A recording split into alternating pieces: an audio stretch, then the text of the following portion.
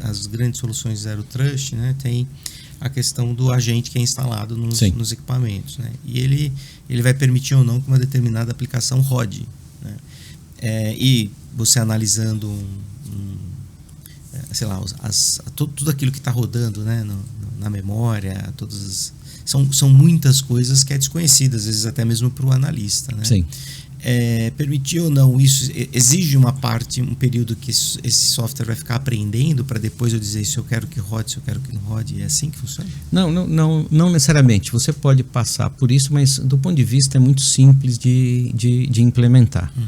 Logicamente, muitas empresas estão aproveitando a adoção de Zero Trust para realizar alguns projetos que estavam engavetados ou que tinham necessidade, mas não tinham força para implementar, como, por exemplo, o SOD, que é a segregação de função dentro das empresas, né? Porque o exemplo que você deu da secretária, além disso, tem muita herança de acesso, né? Sim, o funcionário trabalhava na área de contabilidade, foi para finanças, ganhou os acessos de finanças, mas ainda mantém o de contabilidade, né? Sempre aquela história, não, deixa mais um pouquinho. Então, essa questão de acesso você acaba resolvendo. O que você vai fazendo é o seguinte, fica muito simples, né?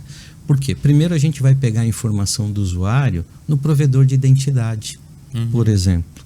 Se ele tem um AD, um LDAP da vida, você já tem lá, por exemplo, o pessoal de vendas, o perfil é esse daqui, pode acessar CRM, ERP, servidor de arquivos onde tem propostas, esse tipo de coisa. Então já vem lá com um pacote. Você já implementa isso daí, depois você vai tratando das exceções. Mas você já sai de um bom pressuposto.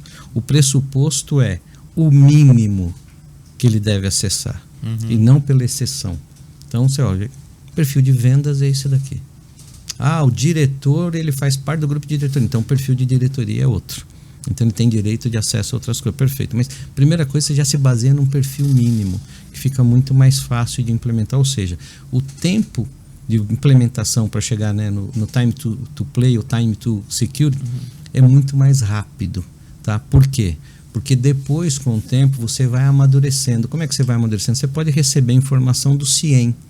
Ou você pode enviar uma informação para o CIEM, do Zero Trust, o CIEM roda lá o playbook de segurança, roda lá os parsers, vê lá as correlações e devolve uma informação. A informação pode ser, por exemplo, forçar você a cortar o acesso a dados não estruturados de um determinado usuário. Tá? Isso eu estou falando de CIEM, mas essa integração pode vir com um software de workflow. Tá? Tem uma Gemude hoje, 10 horas da noite, no servidor no banco de dados número 150 da empresa. Quem é que vai entrar na Gemude? São esses 3 usuários. Das 22 às 23 hoje, só aqueles 3 usuários vão entrar no banco de dados, mais ninguém. Então você consegue criar ambientes aí ou conceitos muito mais fortes para se cercar e buscar menos exceções. Porque o grande problema hoje de acesso é a exceção, é o acesso por herança. Você quer ver um problema que é super grave dentro das empresas? Eu já passei por isso. Esse funcionário que não foi deletado da base de dados, ele consegue passar na portaria dizendo que esqueceu o crachá, porque ele consta lá na base de funcionários. Então, esse tipo de coisa que você tem que tratar com o conceito de Zero Trust. Tá. Legal. Existe um outro conceito, né, que também o pessoal tem usado muito, que é o NAC, no Network Access Control. O Zero Trust combina um pouco com isso? Trabalha em conjunto? Como é que vocês têm convivido com esse cenário também? A nossa tecnologia, nesse caso específico, vamos falar de tecnologia, a nossa tecnologia tem um apelo muito grande de substituir algumas tecnologias, como, por exemplo, substituir VPN. Você usa a nossa tecnologia, você não precisa de nada de VPN. A mesma coisa com o NAC. É que, do mesmo jeito que a VPN nasceu em 93 e não atende mais às necessidades de hoje, o NAC também tem algumas características técnicas aí que são um pouco mais antiquadas em relação ao mundo atual. Por exemplo, o NAC ele é para a rede local. Então, se o cliente tem um ambiente em rede, mas também tem um ambiente em cloud, o NAC não vai fazer nada para cloud. Segunda coisa, tem uma característica nos NACs que é precisar de um protocolo específico, que é aquele 802.1x. Ariel, tem muito cliente aí que tem suíte de 10 anos atrás que não tem esse protocolo. Então, às vezes ele põe NAC na empresa inteira em menos em 2 suítes.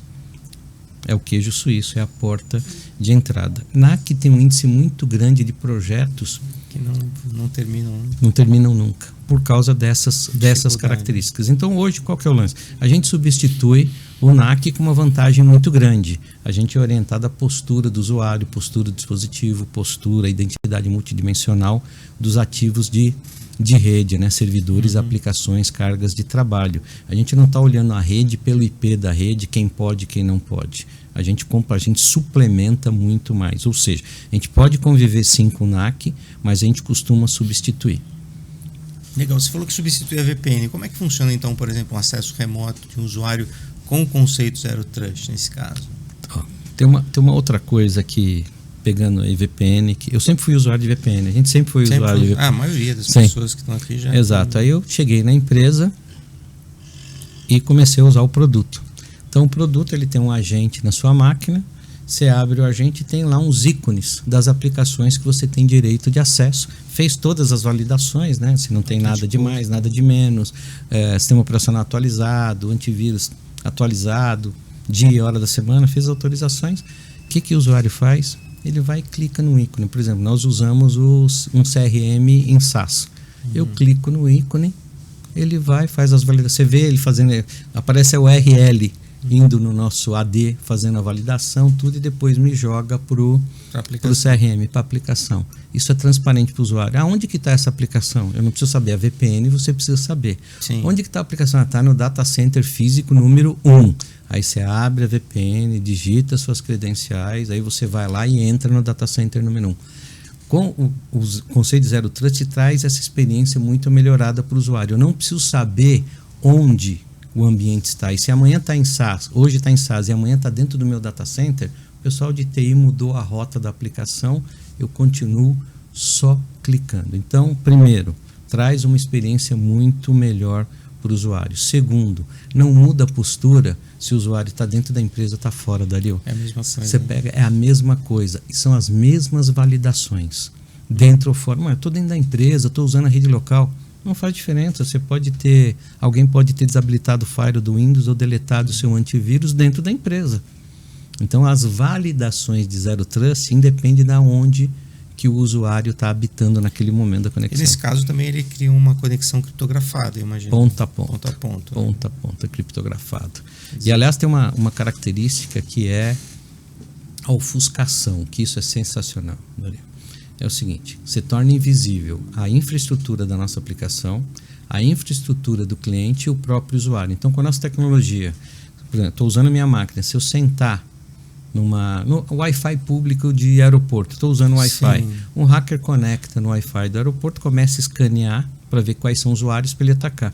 Nesse momento, eu estou conectado, estou trabalhando, estou acessando o CRM, o hacker não me enxerga, porque ele não me vê nem a minha porta de comunicação, porque eu estou totalmente criptografado, eu fico invisível, eu fico ofuscado para o resto do mundo. Gente, isso é fantástico, hein? Isso resolve um monte de problemas.